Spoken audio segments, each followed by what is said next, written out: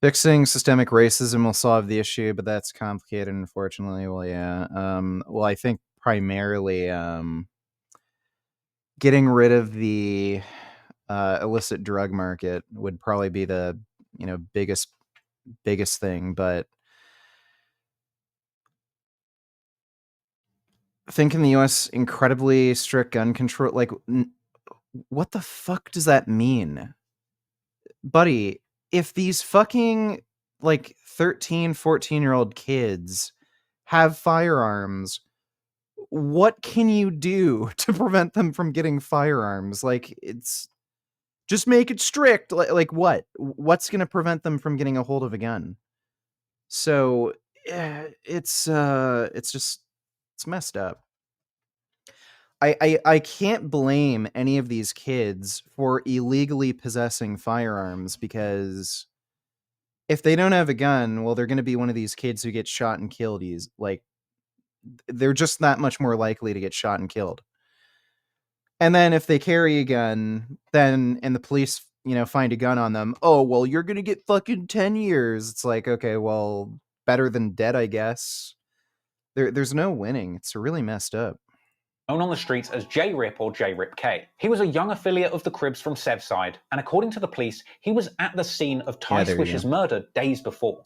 So he was a gang member, as well as having recently been seen on live with other gang members. At around 3:15 p.m. on July the 11th, 2021, a black sedan pulled up to 743 East 187th Street near Prospect Avenue, with a gunman hopping out the back seat and opening fire on two boys standing on the street, with CCTV surveillance footage capturing a man firing across the street in broad daylight. One of the targets of the shooting managed to flee. However, J-Rip was struck once in the chest and once in the ankle. He would attempt to find safety crawling into the nearby Angel's Cafe as panicked customers crowded around and tried to save his life, with the entire ordeal being caught on video and broadcast on the news, but once again is too shocking to show you on YouTube. He would sadly lose.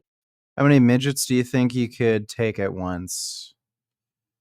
Probably quite a few. Like, you can hoof them pretty easy. So, I don't know, maybe like 30 at least.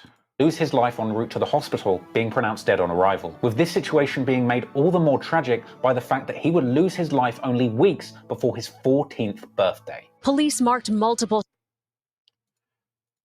It's kind of funny how they have like angel wings. Like, at the end of the day, this kid was a gang member. He wasn't one of those other kids who just for no reason was shot. Before his 14th birthday. Police marked multiple shell casings inside and outside Angel's Cafe as they gathered evidence throughout the evening. Surveillance video from across the street captured some of that chaos as an ambulance brought the young victim to the hospital, where he would be pronounced dead and was identified as 13-year-old Jarion Elliott. Outside his building tonight, candles glow in the shape of his initials, J.E. Following his death, the news circulated an image supposedly showing J-Rip holding a handgun. The news would report that despite being the young age of 13, he was already a member of the Rolling 80s Crips, with the New York Post reporting that he had already been arrested 8 times despite only being 13. They would point out that he was specifically the intended target of the attack. And I've just got to say, it's truly shocking to think that anybody would get out of bed in the morning and go and hunt down a 13-year-old with a pistol. J-Rip was apparently a close friend of K-Flock, with K. Well, these are also other 13-year-olds, so I don't think it's like, crazy that, maybe a slightly older kid would want to kill a slightly younger kid. K later posting throwback clips of them apparently play fighting. Yo, you supposed to be my man. Nah, why you talk like that on Facebook, bro? Alright, bro, what I put on your timeline? What? And what I put on your timeline and say, yo, Happy New Year, big bro. YGs like D-Thang would later go on to say that they're smoking J-Rip in songs and on social media. But even worse than that was Shah G's, who apparently went to the site of this killing, completely destroying Jay's mural and recording the whole thing for social media. Suck my dick, nigga. An unnamed 16-year-old was later taken into custody for this crime, with it being rumoured to be a young YG's member by the name of Dolo G's. He had apparently been accompanied on this hit by Ra G's himself, but it would take the cops around a month to pick up Dolo for his involvement in the shooting. But unfortunately for Ra, it's great. Like, all the cops have to do is just follow their social media, and then they can just arrest them. G's, the police wouldn't be able to catch up with him before his enemies could. It was said openly in the news that Raji... I love that. Suck my dick, nigga.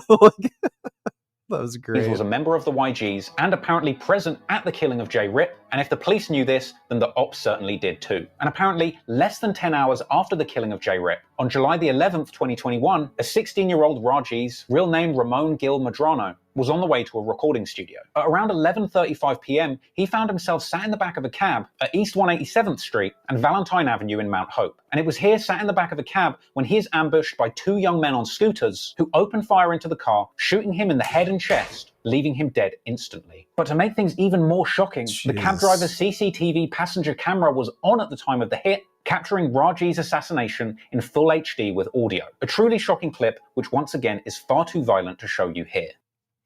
Let me see if I can find that.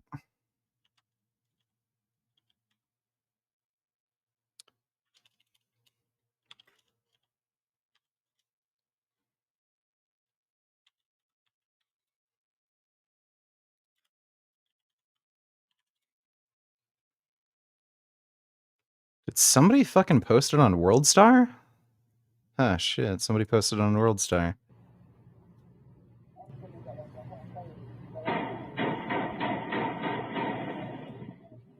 Wow, he was dead quick.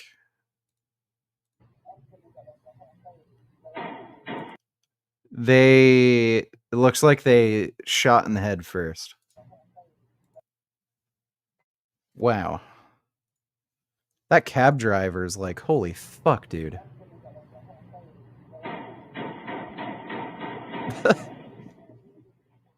That cab driver is freaked the fuck out. Yeah, he was shot in the head first. He instantly just... It's like a noodle. Overnight, a boy murdered in the back of a taxi in the Bronx. Police say two suspects riding on a scooter opened fire on the cab, killing the 16-year-old in front of the driver, who was not hurt. Raji's lost his life at the hands of two teenagers with guns on scooters. But what's crazy, that this was just a year and a couple of days on from when Raji's had been shot in the back after once again being caught by teenagers on scooters. And this is less than a day after he had allegedly played a part in taking the life of a 13-year-old boy. In less than a week, 3 youngsters involved in this feud would lose their lives to violence. For me, it's honestly hard to believe that anyone between the ages of 13 or 19 have any idea or appreciation of the dangerous lifestyle that they've been born into at this point. Even despite some of the bad things that the youngsters involved in this story and who were targeted in these killings had allegedly done, I honestly just have the utmost sympathy for them all, because they never really had the proper guidance or choice to avoid such a terrible outcome at such a young age. I really don't know about that.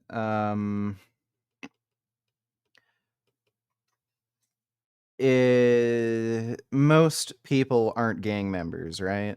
So there's something about them, and I think it's very likely mostly genetic for why these kids are gang members and they're shooting each other.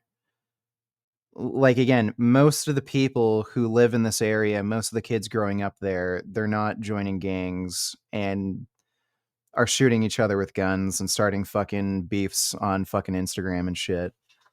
So I don't know about that.